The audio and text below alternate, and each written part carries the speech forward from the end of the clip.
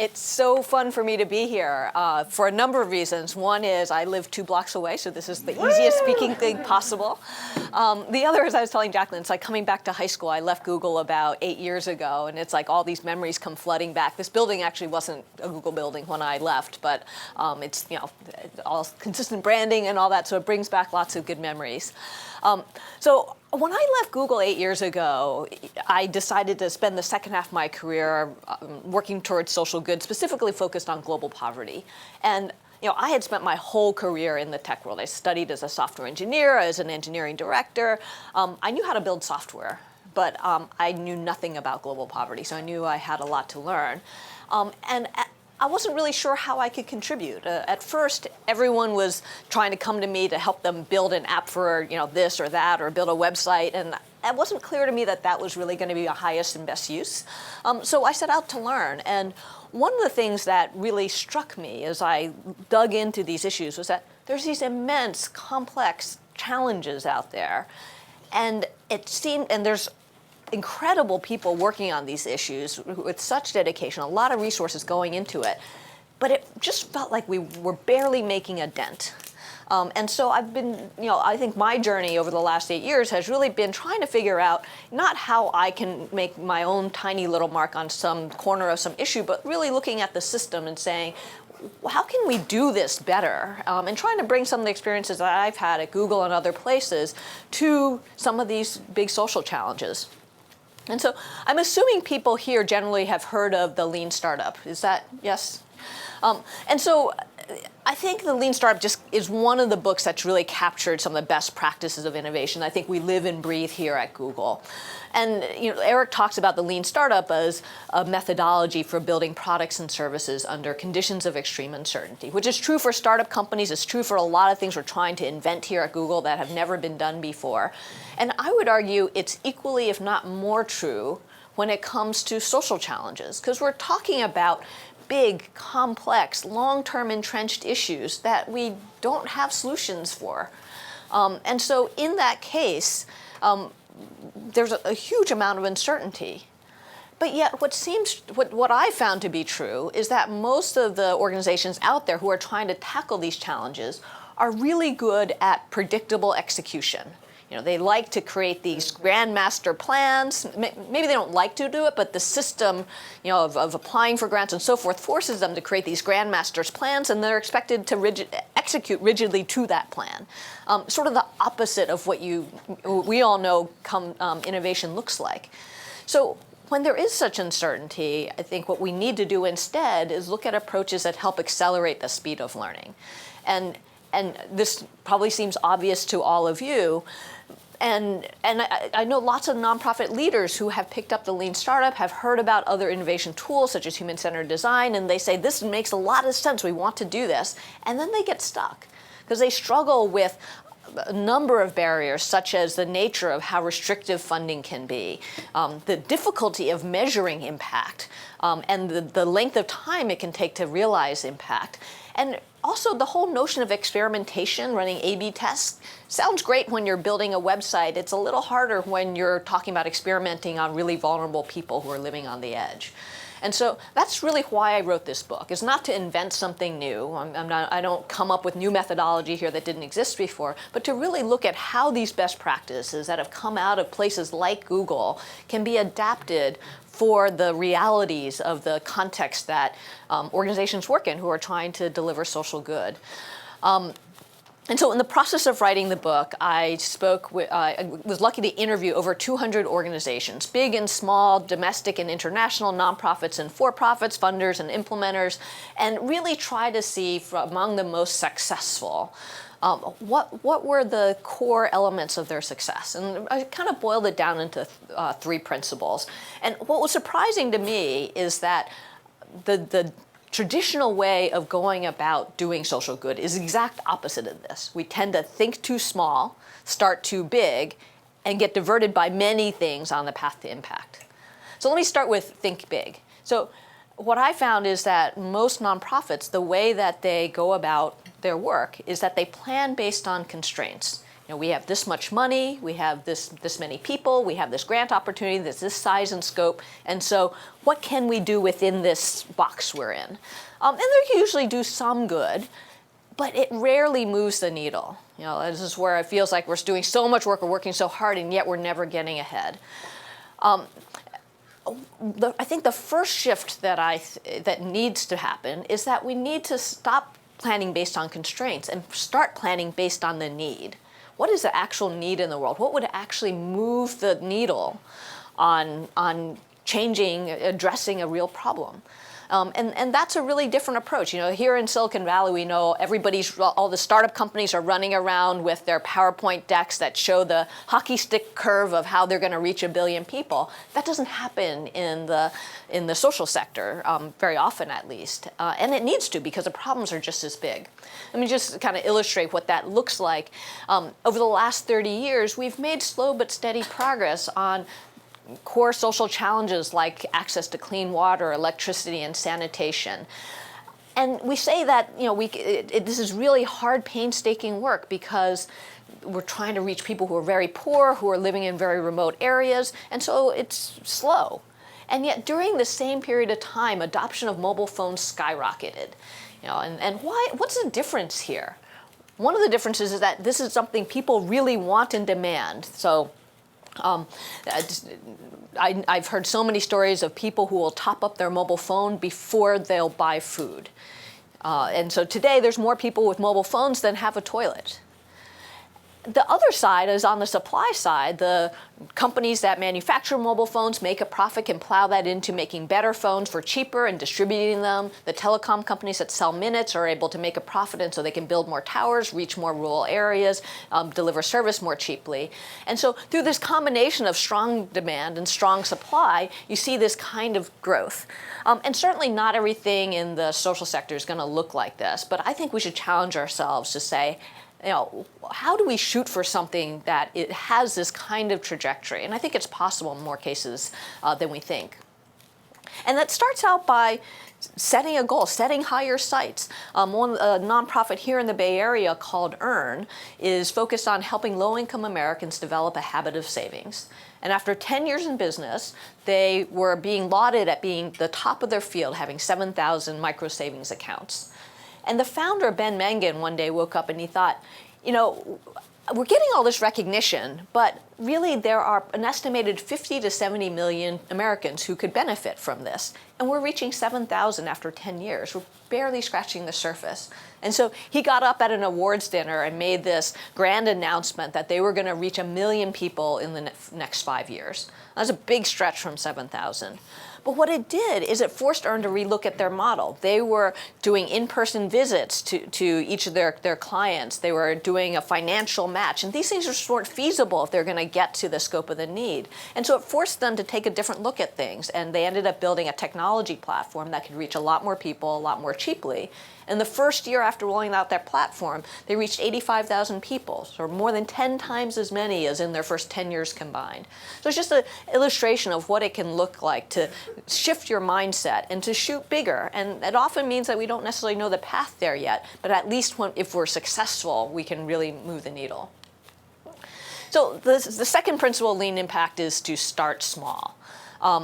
We all know here that when we have some, great product idea, that we want to start small. We dog food things, we run A/B tests, but this is uncommon in the social sector. And we all know that by starting small, we can make a bigger impact over time because we can learn much more faster, iterate much more quickly when we're experimenting with just 5 or 10 or 100 people versus trying to carry the infrastructure and all the logistics related to serving thousands of people. So the core of lean startup, Eric talks about the build, measure, learn feedback loop, right? And this is the cycle of iteration where we build an experiment. We have a potential solution, a hypothesis about what it will do.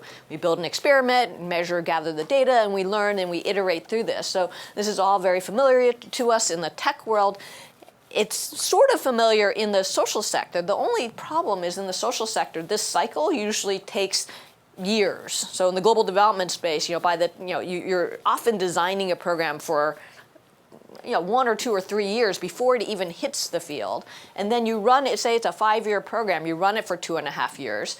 You then do your midline evaluation, which usually takes a year in and of itself. Then your 3.5-year program, you get some data, and then you might plow what you learned into your next proposal. So the whole cycle could take like 5 or 7 years to get through. And so if you imagine these great complex challenges and you're only learning on the cycle of like 7 years, you're not going to make a lot of progress. And the world is only moving faster and faster. So the key here is how do we speed up this feedback loop for social good, so that we can make faster progress and can take more risks and try more different things, can find much better solutions. And so when it comes to social impact, there's 3 dimensions that I think we need to test hypotheses around: value, impact, and growth. In the Lean Startup, Eric talks about the value hypothesis and the growth hypothesis as the 2 core hypotheses to test that we do within the, the tech industry, certainly. The value hypothesis is certainly not only do people want your product, but they'll demand it, come back for it, tell their friends about it. Growth is, what is the engine for growth that's going to drive adoption? Are people going to refer folks? Are they going to pay money for it that you can plow back into investment and so forth? But then for social impact, we need to add a 3rd hypothesis, which is the impact hypothesis. It's not enough to have something that people want and have it be able to get to people. Then you can just be talking about Nike shoes maybe. But it also has to have social impact. And too often we don't ask the simple question, does it work? Does it deliver the social benefit that we are seeking? And so let me just talk briefly, give a brief example for each of these 3 and what it might look like in the social context. So for value, this is testing, is this something that people will really demand and use and engage with? And an MVP for value will look very different can look very different in the social sector than when you're testing an online service. In this case, a social enterprise called Copia Global, it's in Kenya. They set out to look at how to provide a much wider range of consumer goods to people living in rural areas that typically only have access to the basic consumer staples. And so rather than building out the infrastructure to transport goods, to build an online catalog or ordering system and warehouses and all this kind of stuff, they decided to run an MVP. Their MVP consisted of the CEO, Crispin, going to the local sort of Walmart equivalent, the Nakumat, and taking pictures of a bunch of different products off the shelves of what he thought people might like. And he pasted these into a handful of catalogs, distributed them to a few villages, and stepped back to see what would happen. And his questions were, would people even want to order from a catalog? What kinds of things would they order? Would agents sell from the catalog? And they learned a lot of things just from this process. First, they learned that people would order. Orders started coming in, and when an order would come in, Crispin himself would go run to the store, buy the product off the shelves, and hand carry it to the village. Now, this is certainly not something that could scale, but it's something that he could get up and running within a few days. And so he validated the fact that, yes, people wanted to order from the catalog. This was a value to people. He also found out what kinds of products people wanted to order. One of the surprises was that today, one of their most popular products is cement. Not something they thought of initially, but if you think about it, if you don't have a car, going and getting cement and carrying it home is actually kind of hard. And so it's something that people really value getting delivery of. And then they had another surprise, which is they originally thought that the agents that they would use would be the people who are running these kind of kiosks, the corner stores in these villages, because they were already selling goods. But it turned out that these kiosk owners were more interested in moving the inventory they were already carrying in their shops, and so they didn't really try to encourage people to buy from the catalog. And the people who ended up making much better agents were complementary businesses like hair salons, where people would be waiting to get their hair cut, they could flip through the catalog, and it would be an additional stream of income. So through this kind of MVP, again, that looks very different than if you're testing an online service, they were able to learn a ton of stuff very quickly, very cheaply, that really helped them refine their service. On the impact front, one of the biggest challenges is, as I mentioned earlier, that it can take a long time to fully realize impact. One of the examples of where that's true is in education. The educational attainment can take years to realize. Summit Public Schools is another nonprofit in the Bay Area, and they set out with this idea of Diane Taverner, who's the founder, set out with the idea that she wanted to run a school for a diverse student body where 100% of the students would graduate college. Now, they brought in all the best practices that they could find, set up a charter school, and 8 years later, when their first cohort graduated from college, what they found was they were doing significantly better than average. And they were getting all sorts of pressure to scale their model, and Diane said, wait, slow down. We're doing really good, but we're still far short of the 100% target. We can do better.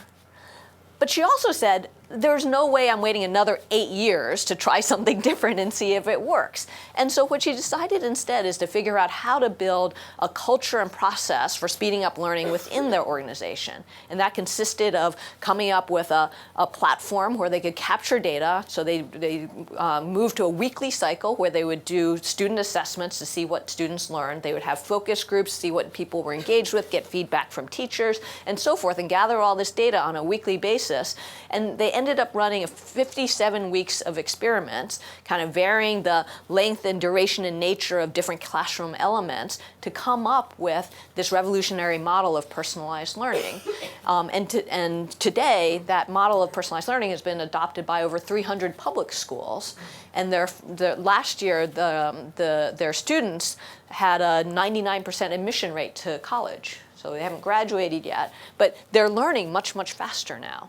And so it's just an example that a lot of times, even though the full impact may take a long time to realize, there's earlier indicators that we can capture that help us improve and refine our interventions. The third pillar of social innovation is growth. And I want to share the example of Vision Spring to illustrate what growth might look like, because it's very different than in the private sector. So Vision Spring set out with their audacious goal was to take an invention that's 700 years old that has been proven to increase productivity and learning potential, and that's eyeglasses.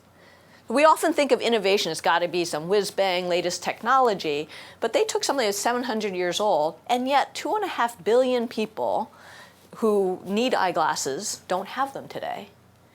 And so they set out to try to figure this out. They started out by going to 2 geographies, El Salvador and India, hiring some people they called vision entrepreneurs to do outreach to these to people in rural areas and provide vision care. And they came back with compelling stories of kids who were able to learn, of adults who were able to work again. And for most nonprofits, they would be thrilled by this. They're making a huge difference in these people's lives. But Vision Spring thought it wasn't enough. They were losing money with every person they reached. They would never be able to get to scale. So they pivoted. Their second incarnation, they created vision centers in more urban areas and served a more affluent population and took the profits from that to cross-subsidize outreach to more rural areas. And so through this, they became financially self-sustainable. Again, the holy grail for nonprofits, I'm making a big difference and I'm financially self-sustainable. But it still wasn't enough, because it would have taken them decades to be able to scale their infrastructure to reach everyone they wanted to reach. So they pivoted again. They ended up partnering with an organization in Bangladesh called BRAC that has a network of community health care workers in every corner of the country and provided vision services through this existing network. And so through this partnership, they've now been able to reach over 1 million people. And through additional partnerships, they've reached over 4.5 million people. And so now they're making a difference, financially self-sustainable, and reaching millions. There's only one problem. 4.5 million people is a tiny fraction of 2.5 billion people. And they recognize that this is not something any one organization could solve. There's a systems problem, that manufacturers weren't incentivized to create low-cost enough glasses and get them distributed to rural areas. Governments weren't taking care of the basic vision needs of their populations. And so they started a public-private partnership called the Alliance that brings together eyeglass manufacturers and governments and nonprofits to look at these systems issues. And one of their first successes was an MOU they signed with the government of Liberia, where the government agreed to integrate vision care into their public health system and public school system. And so you can imagine that as they look at this more at a systemic level and try to influence policy and influence market dynamics, that they have a hope of eventually getting to that 2.5 billion number. So the last principle of lean impact is to relentlessly seek impact. Now, this may seem like the obvious thing to do. After all, these are mission-driven organizations. Of course they're going to seek impact. But it turns out that there's so many things that push in the opposite direction. You've all probably heard of this phrase, fall in love with the problem, not the solution. And what I see with a lot of organizations is that people get excited about applying a particular technology or the particular role of their organization, or they have pride of ownership over the design of an intervention that they've, have invested their time and energy into and have seen make a difference. One of the indicators of this to me is I talk to lots of different international NGOs who work in education or healthcare or agriculture, and a lot of them have similar programs. And every one of them will tell me their program is the best. And they can't all possibly be right. And so we're not really being rigorous in looking at what really is the best solution to a problem. People are just getting accustomed to promoting their thing because it's on their website. It's what they pitch to funders.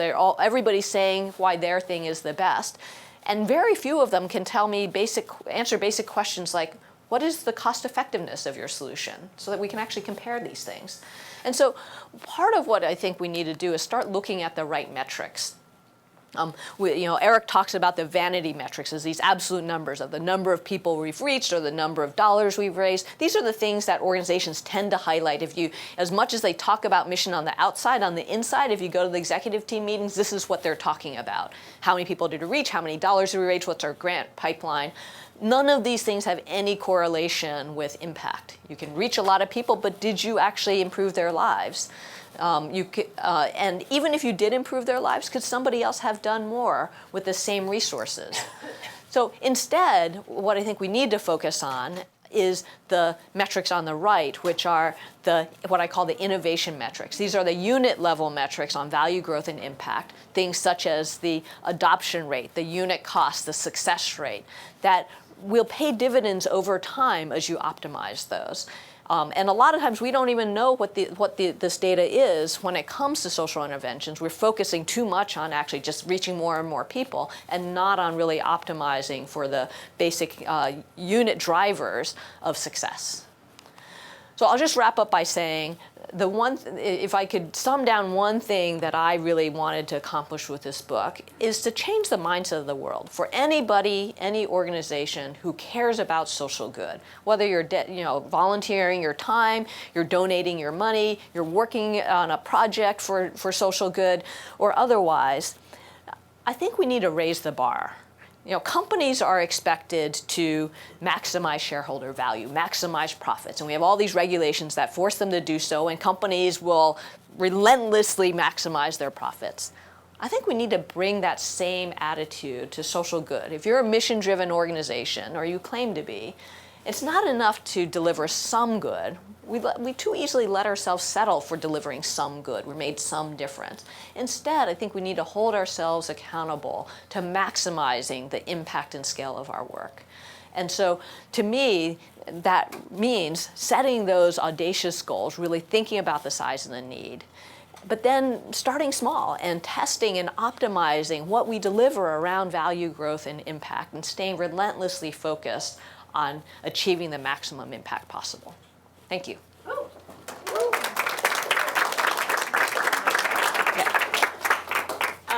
So I'm going to ask a few questions, but get your questions ready. We'll turn over in a minute. So, Ann Mei, I think this is kind of a self-selected group, but I think you are a hero to many at Google because we tend to attract technologists and people who care very, very deeply about using their skills to change the world. And so I think a lot of folks are asking themselves, how can I make the most impact?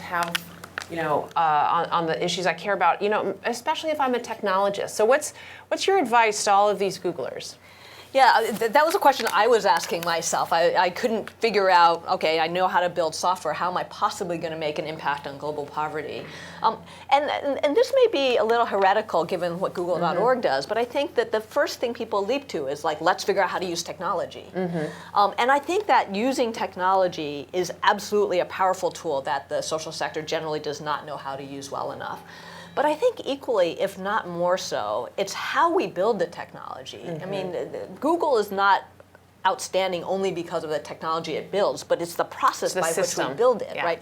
I often give the example of everyone thinks of Google as one of the most innovative companies on the planet, and yet if you look at it, Google didn't invent search. Like there was like InfoSeek and just Excite and iterated all and those guys. Yeah, but Google got better at search because it iterated and improved the user interface, the feature set, the algorithms, and so forth faster than anyone else. And it's that sort of muscle of being able to do that that I think is really missing from the social sector in addition to the technology. So I think what I found is once you have to start with a lot of humility because there's so much we don't know, not living in that world. But there's so much value we can add because we bring a skill set that doesn't exist for the most part in the sector. And so there's huge opportunity there. Yeah. Little infomercial for being a Google.org fellow. We have some in the room here who have volunteered for some of our partners like Thorn and Center for Policing Equity. But our hypothesis is basically that we can help do the most good as Google, Google.org, when we're really leaning into providing resources, but most importantly, our Googlers. And so we're sending out teams for 6 months at a time to really deeply embed. And we've got some folks here who have done that. But you raise a good point too in the book about I think sometimes we can have some hubris in the tech world and think that we sort of know everything and can just go in and solve everything. And those folks in the nonprofit world are just not that bright or not that ambitious, and I'm going to go in and teach them. So what do you think is something that you've picked up from being on both sides of the table that tech can learn from the nonprofit sector? Well, there's sort of the macro thing and the micro thing. On the macro level, talked about the value, growth, and impact hypotheses. And Eric started out with Silicon Valley being value and growth are the two hypotheses. I think that we're seeing pressure now around the world on the impact that tech has. And I think that my hope is not only does the social sector adopt some of these tools from the tech sector, but maybe some of this will flow back where we can also be looking at the impact hypothesis as something we should equally weigh and value as we develop products, because there's the kind of reach that Google and other companies have is huge, and we need to think about the impact we're having. At a micro level, I think that one of the things I've seen is tech people coming into the social sector, especially global development, which is hard because you're working with people who are very, very different than you, who are very far away, who have different cultures and languages and lives. And I think there can be this hubris to say, hey, we can build you an app for that. Not to mention they don't have smartphones or let alone a signal, right? And so I think people who have been in the social sector in global development for a long time have worked in and out with the local populations and have a much better understanding of the realities of what people live with. And I think we can often be naive and just assuming that if we build an app or provide the technology that it's going to change everything. And there's so many, that's like 2% of the problem. And there's so many other dynamics at play. We talked to in the book, and Brian Stevenson has this phrase, get proximate. How important it is for us to just roll up our sleeves and go and listen with empathy. How has that played out in your career? Yeah, I think it's so essential to get proximate, and not just like, I think sometimes people think get proximate means go take a trip to Kenya for a week and talk to some people and come home and then you build your product. One of the examples I give in the book is of proximity design. You incorporated that into their name. When they decided to work with smallholder farmers in Myanmar, they literally picked up and moved there because what it allowed them to do is every day be living among and talking to the farmers they were trying to serve and being able to design with them in the whole process, and every day be able to bring prototypes and get their feedback. And so they were able to speed up their feedback loop by being there and getting that kind of feedback. And I think that's just so essential because we make so many bad assumptions, especially when we're working with people who are so different than us. It's like, I think innovating is so much, one of the things I've learned is that innovating is so much harder in the social sector for a number of reasons, but this is one of the reasons. Like here, when we build products at Google, we're generally building products that are for people like us. And during my time at Google. Part of the problem. Yeah, during my time at Google, the products that we failed at the most were ones for people who were not quite like us, because we were so used to, we have a system. Because we're not very diverse, there's a lot of people who aren't quite like us. Yes, exactly, and I think that's really an issue. But when you're building products from people like you can use the product, you dog food the product, you get generally pretty good feedback, and you have a pretty good sense of how people are going to respond. That's completely different when you're working with vulnerable populations, whether domestic or international, that just don't have the same instincts, assumptions, culture that we do. Mm-hmm. So one more question, and then I'm going to open it up to the audience. So, you talked about the importance of nonprofits being able to be self-sustaining. And I think some of the problem in the nonprofit culture, frankly, or a lot of it is derived to just how skewed they are by funders. And that if funders acted more responsibly and in line with providing incentives around true impact, I loved your slide about measuring true impact. But do you have a thought on this, social businesses versus nonprofits versus governments? How do you think about the different roles that each of those kinds of groups can play in this? It's a great question, and funders is probably the biggest barrier to innovation that I consistently hear when I talk to nonprofits, and it's because of the nature of restrictive funding. I think that both funders and nonprofits, so donors and nonprofits, are trying too much to solve the problem themselves. And if you look at just the numbers in terms of how much donor dollars there are and how much reach nonprofits have, they're not set up for almost any problem to be able to deliver at the scale that's needed. And so what I think we need to do is shift our thinking a bit and think of donors and nonprofits more as incubators, as the startups, if you will, to figure out the better solutions, because they can be close to the problem, they can experiment and take risks, and figure out how to deliver better services. And when they do, then I think there's like three general paths to scale that are possible, and depends on the type of thing you're doing. But one path to scale is if you can develop a private sector business model. But that may start with a nonprofit or social enterprise, because the upside may not be big enough and the risk may be too high for a private sector company to take it on. So this is where donors and nonprofits can sort of de-risk and refine a model and then be able to hand it off to private sector to be able to take it forward. The other end of the extreme is for basic social services. Government is really the path to scale. Government spends a lot of money, many more times than philanthropy spends, to providing social services for its citizens, whether it's education or healthcare or some of the biggest areas.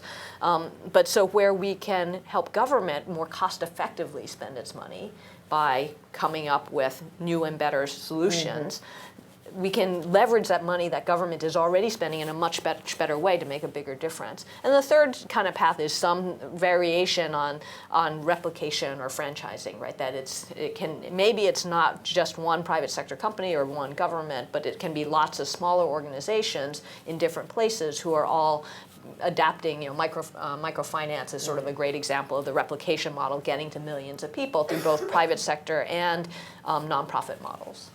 Great.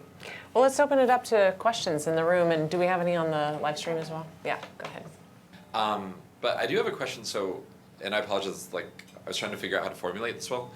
I think there's a culture in Silicon Valley of scale is good, right? And scale is kind of the thing that you want. And I think I agree, it'd be good to see more scale. I think a corollary of this, though, is that organizations that are trying to scale then kind of ignore the problems that don't scale well. And I think you kind of mentioned the hockey stick graph of mobile phones sales going up and latrines not really. And I think there's a reason why Google sells phones and we don't sell latrines. And I guess my question is, what do you think happens in say a decade when social impact organizations all start to say there becomes this culture of desire to scale and then kind of a demand and need and baseline is to scale. And then they start to say, okay, we're going to ignore the hard to scale problems and only address the ones that scale well. And is that something you think there's a way to hedge against that or what? Yeah, it's a great question.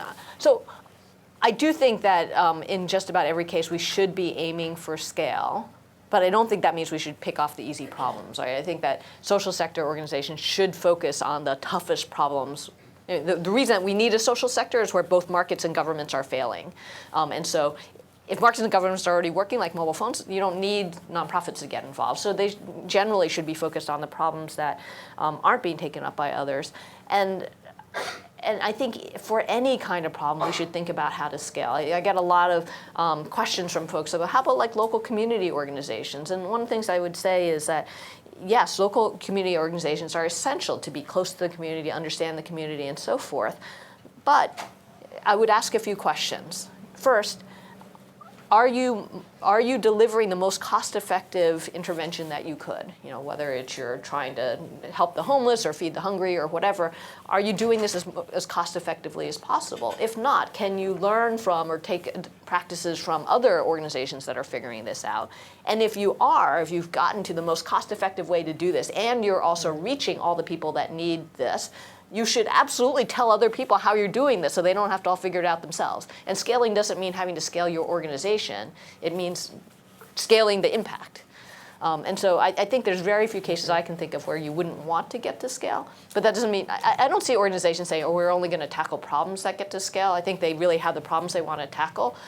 The problem is that they're really focusing their success on delivering to a finite number of people instead of looking at how to really get to everyone that needs it. And my question is about more tactically around when you think you were ready. And I think for context, like 10 years ago, I finished a master in CS, and I got 2 offers. One was in a nonprofit doing IT consulting and doing kind of capacity building for other nonprofits, and the other one was for Google being a developer. And I wanted to go to the nonprofit, but my mentors there said, hey, good intentions are not enough. Go get your skills, money, network, and stuff. So 10 years have gone by, and I'm still reevaluating that. And my question is along the lines of, when do you know you were ready to make the transition? And specifically, looking back, were there muscles that you felt you underflexed and muscles that you felt you overflexed now that you are on the other side? Yeah, That's a great question. it is a great question. I made a somewhat arbitrary decision in my mid-20s that I was going to spend half of my career in tech, Silicon Valley, and half my career. So for me, it was just like, oh, now I'm like 42 or something like that. It's time to do it. I don't think there's one answer. I'll tell you my experience of this, because I think it's different. Some people start from the beginning in the social sector and do great, and other people come in very late. For me, what worked out well about doing it mid-career is I think the reality is that you can personally learn faster in the private sector than social sector. There's a lot more resources, there's a lot more talent and expertise, there's a lot more competition, things move faster. And so I felt like I developed skills at 2 or 3 times the rate I would have by being in Silicon Valley than I would have if I just started in the social sector. And so the other thing is, I think that because there's a lot of dysfunction in the sector, a lot of us, I think, would be pretty frustrated going into the social sector in a junior level role where we're essentially executing on those grandmaster plans that someone came up with. And so for me, it was more interesting going in where I could be in a senior enough role that I had some say over the planning of things and the strategy for things so that I felt like I could make a bigger difference. And exactly what point in time I don't think there's an exact science to it, but I think that spending enough time in the private sector to build up your skills, think about what you want your unique advantage to bring when you go to the social sector. You know, if it's technical capabilities, again, you'll learn faster here than you will there, but then at some point you can bring it to government or to a nonprofit. If it's leadership experience, that's a different type of thing. That's if it's innovation experience, those are the kinds of things that you can develop great expertise in at a place like Google, and then eventually be able to cross-fertilize that to other types of organizations. I think the other thing that I tell folks, because I get asked this question a lot as well, is especially if you're right out of college, I strongly encourage people to go get their transferable skill in business. Whether that's accounting or marketing or coding, really do what Ann Mei was saying. But be careful that you don't create a lifestyle that's unsustainable to work in government or nonprofits, because those same people who I counsel, sometimes I check in 5 years later and they're like, man, I got this mortgage, and yeah, I wanted to go work for Give Directly, but I can't. And, so there's some practicalities to it too, in terms of freeing yourself to do the kinds of things that you want to do at a certain season. Yeah, that's a great point. And the other way to do it is not necessarily to have it be a one-way shift, right? That I think this fellowship that you've talked about, Yeah. which sounds new. Which he did. Oh, which you did. Yeah. Is something that didn't exist when I was at Google. Yeah. I made up my own fellowship essentially. Yeah. I took a leave of absence. But the U.S. government now has the U.S. Digital Services and 18F where they're taking people in for like 1 or 2 years, and then you can go back to your job. And so it doesn't. For some people, it doesn't necessarily make sense for it to be a one-way street. You may want to come back, but you could take a year or 2 out and do something to contribute back. Any idea on where to fundraise when nonprofit needs to be agile, try, fail, iterate without showing appealing, concrete impact numbers to donor? Yes, that is hard because most big donors tend to like to fund very rigid, defined programs. Yes. The good news is that... And they like the big reach numbers. Yes, they do. Speaking for a friend. So it's hard to answer this in a general sense. The good news is I think more and more donors are waking up to this. I spend a lot of time going around talking to donors, and there's a lot of more innovative, smaller donors like Google.org, Echoing Green, Draper Richards Kaplan, GiveWell. So there's a lot of these kind of smaller, more innovative donors, if you will, that specialize in kind of Mulago Foundation here, that specialize in kind of helping, allowing people to iterate and fail and experiment and so forth. And so finding the relevant ones in your space is great. Yeah. The other good news is that more and more the big donors are also starting to do this. Not necessarily in the core of what they're doing, but almost every donor now has something on the side where they have more flexible funding. So at USAID, we had the Development Innovation Ventures that was modeled after venture capital that did tiered funding that started at $100,000, then $1 million, then $5 million, where we could take a lot more risk.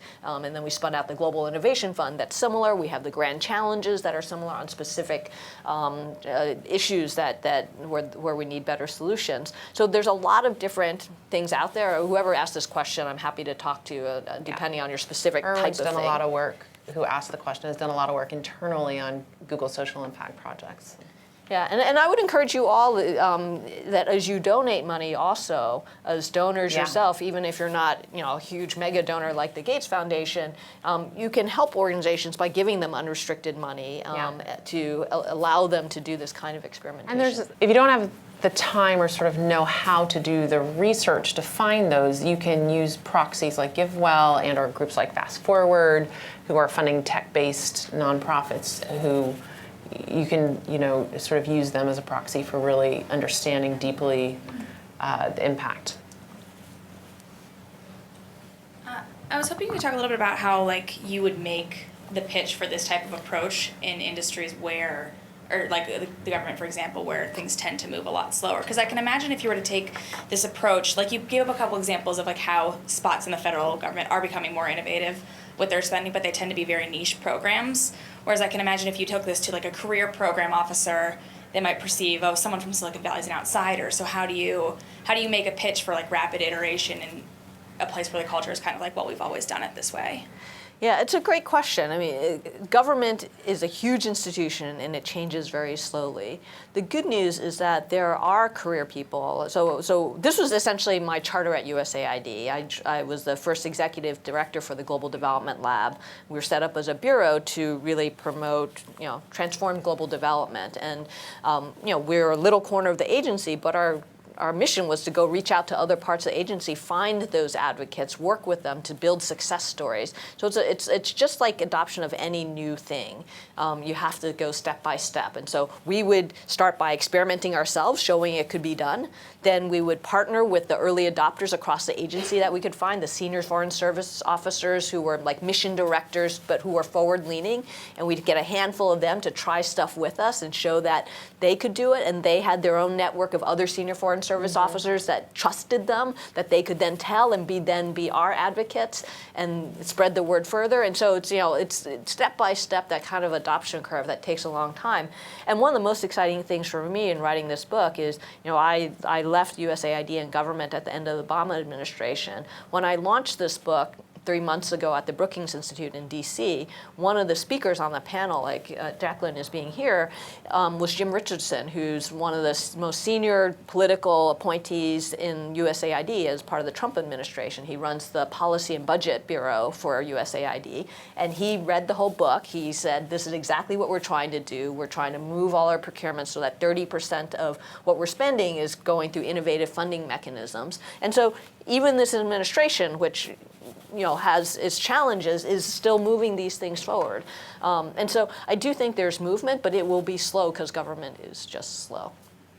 We found too, in working with, as Google.org and working with USAID, for example, we've been supporting using direct unconditional cash transfers as a benchmark, as you talk about. Household grants. Yeah, and worked with USAID to do some A/B testing with them. And I think sometimes, as you were saying, other groups can help de-risk ideas, prove them out, but really, the government, groups like USAID are the ones who are going to do things at scale.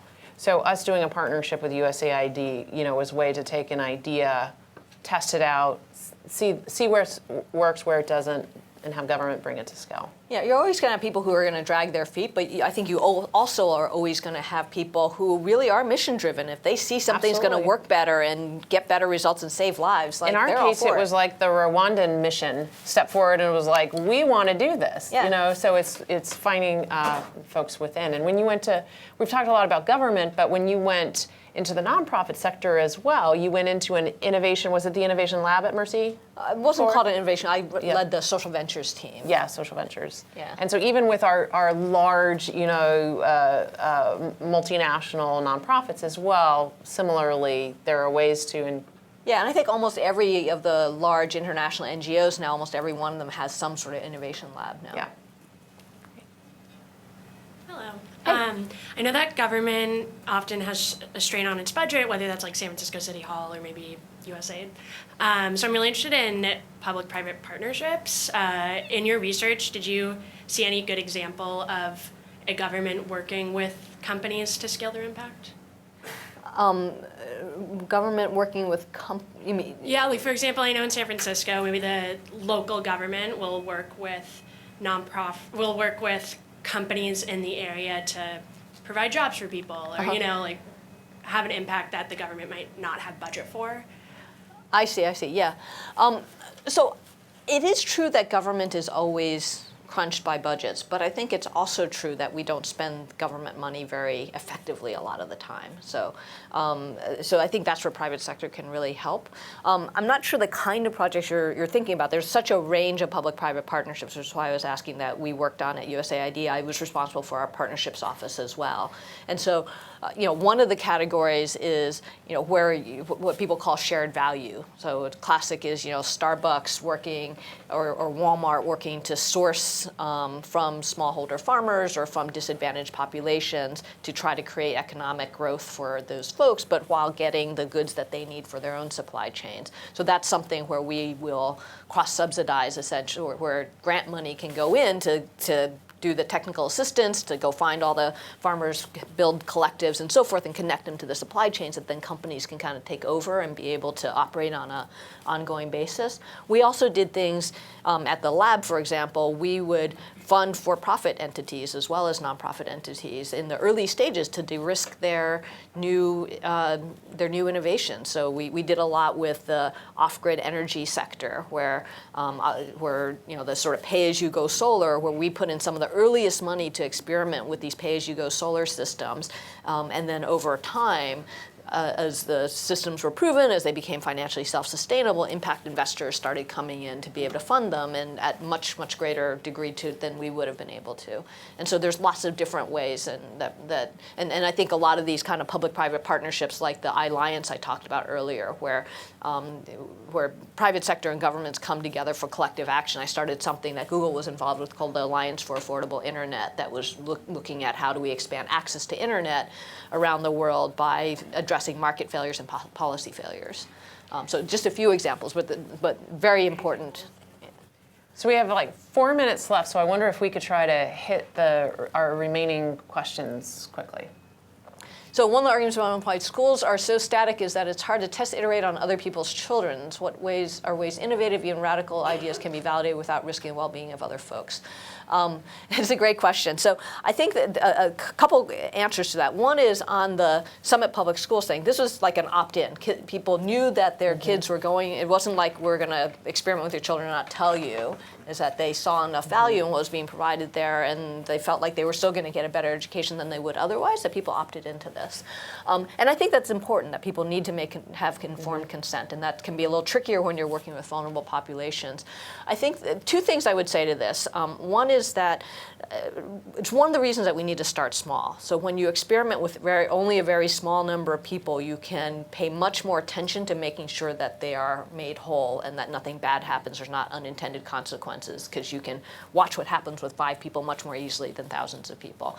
The other is, I think that, so we need to tier up those risks and not take too big a risk before we're ready. The other is, I think we also need to ask the question of what is the risk of not doing anything? So if you think of vaccines, for example, if no one was ever given the first polio vaccine, there was a risk to that person's life who got the first polio vaccine. There was millions of people who would have died otherwise. But you don't irresponsibly just randomly give someone a polio vaccine. You test in a petri dish, then you test it with rats, then you test it with monkeys, and then when you get to testing it with people, you watch very closely, but you still take some risk. But it's that measured risk, and you look at the upside of, if you're successful, the number of people's lives you can save. Susanna. Hi. One of the sections in your book that really stuck out to me was when you talk about the different type of like impact numbers that result from both like an e-commerce business. You talk more about the 30-day active, you can do like sign up completes, etc. More Silicon Valley numbers that we're used to.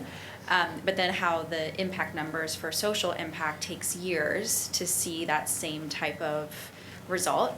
So I was wondering if you had any recommendations of a set of numbers, maybe 3 categories of numbers that can sit in the middle. So not quite 30-day, user active, but not quite like a 4-year RCT that can help both funders and nonprofits guide and tell the story of whether or not a program is successful. Yeah, I can't give you generic metrics because they're going to be different depending on the type of intervention. What I would say is that I look at almost every nonprofit has like a theory of change for what, we're going to train these farmers, then they're going to have better farming techniques, then they're going to have better yields for the crops, then they're going to have higher incomes, and whatever. They have a theory of change. And part of testing for impact is testing those linkages in the theory of change. We tend to create these elaborate theories of change and then put them on the bookshelf and then just run through the whole program and then try and do an RCT at the end. But if you test each of those linkages, it's like, if you train the farmers, did they actually do what you train them to do? If they didn't, you don't have to wait for years to figure out if their income's increased. So what are those simpler, earlier indicators that tell you? And so Summit Public Schools did this by measuring learning assessments each week to say, hey, we tried this thing. Did the students learn better than doing it some other way?